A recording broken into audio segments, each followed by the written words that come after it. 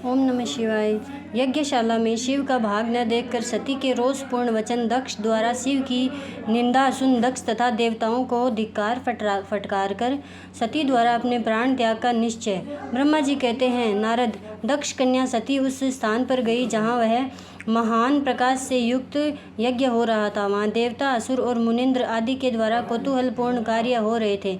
सती ने वहाँ अपने पिता के भवन को नाना प्रकार की आश्चर्यजनक वस्तुओं से संपन्न, उत्तम प्रभा से परिपूर्ण, मनोहर तथा देवताओं और ऋषियों के समुदाय से भरा हुआ देखा।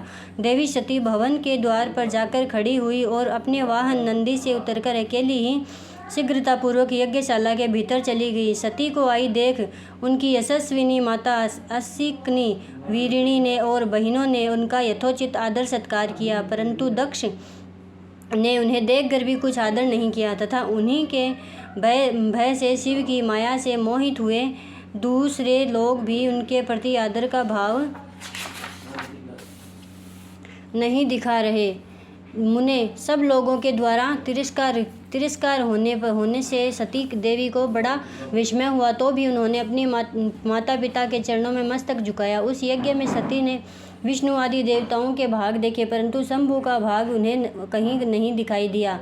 तब सती ने दुस्सह क्रोध प्रकट किया। वे अपमानित होने पर भी रोष से भरकर सब लोगों की ओर क्रूर दृष्टि से देखती और दक्ष को जलाती हुई सी बोली। सती ने कहा, प्रजापते, आपने परम मंगलकारी भगवान शिव को इस यज्ञ में क्यों नहीं बुलाया, जिनके द्वारा यह संपूर्ण चराचर जगत का पवित्र होता है, जो स्वयं ही यज्ञ के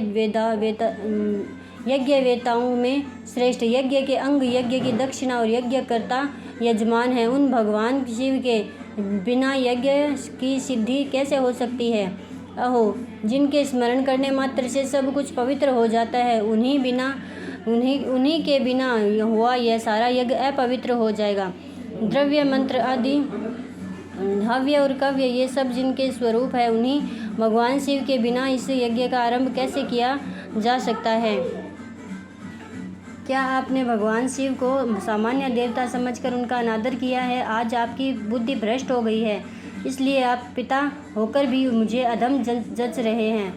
अरे, विष्णु और ब्रह्मा आदि देवता तथा मुनि अपने प्रभु भगवान शिव के आए बिना इस यज्ञ में कैसे चले जाए? ऐसा कहने के बाद शिव स्वरूपा परमेश्वरी सती ने भगवान विष्णु, ब्रह्मा, इंद्र आदि सब देवताओं को तथा समस्त ऋषियों को बड़े कड़े शब्दों में फटकारा। ब्रह्मा जी कहते हैं, नारद, इस प्रकार क्रोध से भरी हुई जगदम्बा सती ने वहाँ व्यथित हृदय से अनेक प्रकार की बातें कहीं।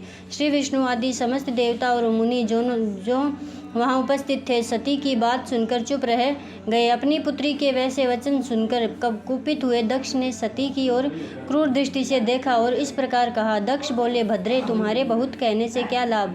इस समय यहाँ तुम्हारा कोई काम नहीं है। तुम जाओ यहाँ या ठहरो, यह तुम्हारी इच्छा पर निर्भर है। तुम यहाँ आई ही क्यों?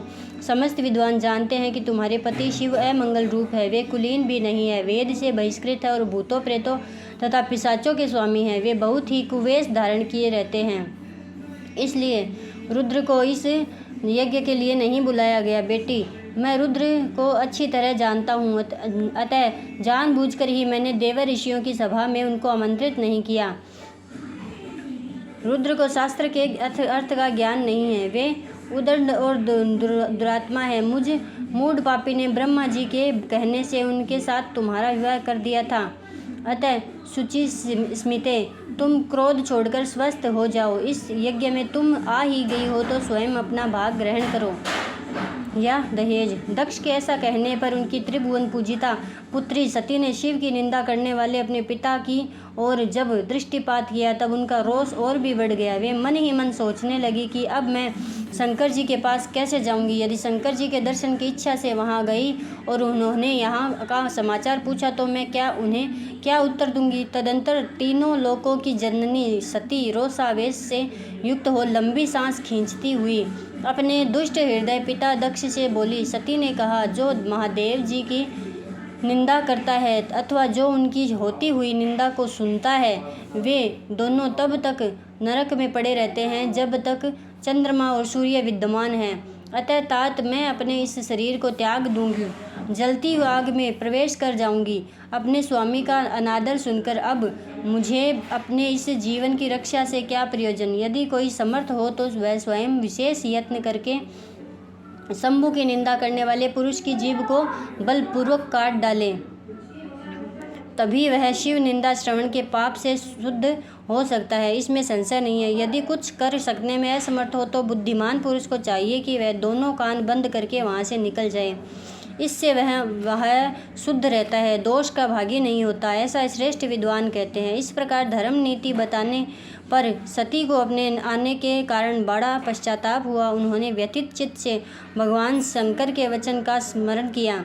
फिर सती अत्यंत कुपित हो दक्ष से, उन विष्णु और समस्त देवताओं से तथा मुनियों से भी निडर होकर बोली। सती ने कहा, तात तुम भगवान शंकर के निंदक हो, इसके लिए तुम्हें पश्चाताप होगा। यहाँ महान दुख भोगकर अंत में तुम्हें यातना भोगनी पड़ेगी। इस लोक में जिनके लिए न कोई प्रेम प्रिय है न अप्रिय है, उन निर्वैर परमात्मा शिव के प्रतिकूल तुम्हारे सिवा दूसरा कौन चल सकता है। जो दुष्ट लोग हैं वे सदा ईर्ष्यापूर्वक आदि यदि महापुरुषों की निंदा करें तो उनके लिए यह कोई आश्चर्य की बात नहीं है, परंतु जो महात्माओं के चरणों की रज से अपने अज्ञानांधकार को दूर कर चुके हैं उन्हें महापुरुषों की निंदा शोभा नहीं देती। जिनका शिव यह 2 अक्षरों का नाम कभी बातचीत के प्रसंग से मनुष्यों की वाणी द्वारा एक बार भी उच्चारित हो जाए तो वह संपूर्ण पाप राशि को शीघ्र ही नष्ट कर देता है। उन्हीं पवित्र कीर्ति वाले निर्मल शिव से तुम द्वेष करते हो। आश्चर्य है, वास्तव में तुम अशिव अमंगल रूप हो। महापुरुषों के मन रूपी मधुकर ब्रह्म आनंदमय रस का पान करने की इच्छा से जिनके सर्वार्थदायक चरण कमलों का निरंतर सेवन किया करते हैं, उन्हीं से तुम मूर्खतावश द्रोह करते हो। जिन्हें तुम नाम से शिव और काम से अशिव बताते हो, उन्हें क्या तुम्हारे सिवा दूसरे विद्वान नहीं जानते। ब्रह्मा आदि देवता, सनक आदि मुनि तथा अन्य ज्ञानी तथा उनके अनेक स्वरूपों का नहीं समझते। उदार बुद्धि भगवान शिव जटा फैलाए कपाल धारण किए शमशान में भूतों के साथ प्रसन्नता पूर्वक रहते तथा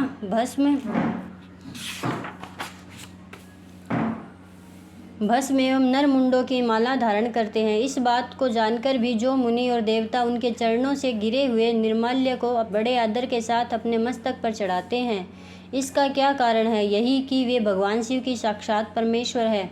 प्रवृत्ति यज्ञ याग और निवृत्ति समदम आदि 2 प्रकार के कर्म बताए गए हैं। मनीषी पुरुषों को उनका विचार करना चाहिए। वेद में विवेचन पूर्वक उनके रागी और विरागी 2 प्रकार के अलग अलग अधिकारी बताए गए हैं। परस्पर विरोधी होने के कारण उक्त दोनों प्रकार के कर्मों का एक साथ एक ही कर्ता के द्वारा आचरण नहीं किया जा सकता। भगवान शंकर तो परब्रह्म परमात्मा है, उनमें इन दोनों ही प्रकार के कर्मों का प्रवेश नहीं है। उन्हें कोई कर्म प्राप्त नहीं होता, उन्हें किसी भी प्रकार के कर्म करने की आवश्यकता नहीं है। पिताजी, हमारा ऐश्वर्य अव्यक्त है, उसका कोई लक्षण व्यक्त नहीं है। सदा आत्मज्ञानी महापुरुष ही उसका सेवन करते हैं। तुम्हारे पास वह ऐश्वर्य नहीं है। यज्ञशालाओं में रहकर वहाँ के अन्न से तृप्त होने वाले कर्मठ लोगों को जो भोग प्राप्त होता है उससे वह ऐश्वर्य बहुत दूर है। जो महापुरुषों की निंदा करने वाला और दुष्ट है उसके जन्म को धिक्कार है। विद्वान पुरुष को चाहिए कि उसके संबंध को विशेष रूप से प्रयत्न करके त्याग दे। जिस समय भगवान शिव तुम्हारे साथ मेरा संबंध दिखलाते हुए मुझे दाक्षायणी कहकर पुकारेंगे, उस समय मेरा मन सहसा अत्यंत दुखी हो जाएगा। इसलिए तुम्हारे अंग से उत्पन्न हुए सदा शव के तुल्य ग्रहणित इस शरीर को इस समय निश्चय ही त्याग दूंगी और ऐसा करके सुखी हो जाऊंगी। हे देवताओं और मुनियों, तुम सब लोग मेरी बात सुनो। तुम्हारे हृदय में दुष्टता आ गई है। तुम लोगों का यह कर्म सर्वथा अनुचित है। तुम सब लोग मूढ़ हो, क्योंकि शिव की निंदा और कलह तुम्हें प्रिय है। अतः भगवान हर से तुम्हें इस कुकर्म का निश्चय ही पूरा दंड मिलेगा। ब्रह्मा जी कहते हैं, नारद, उस यज्ञ में दक्ष तथा देवताओं से ऐसा कहकर सती देवी चुप हो गई और मन ही मन अपने प्राण वल्लभ शंभु का स्मरण करने लगी। ओम नमः शिवाय।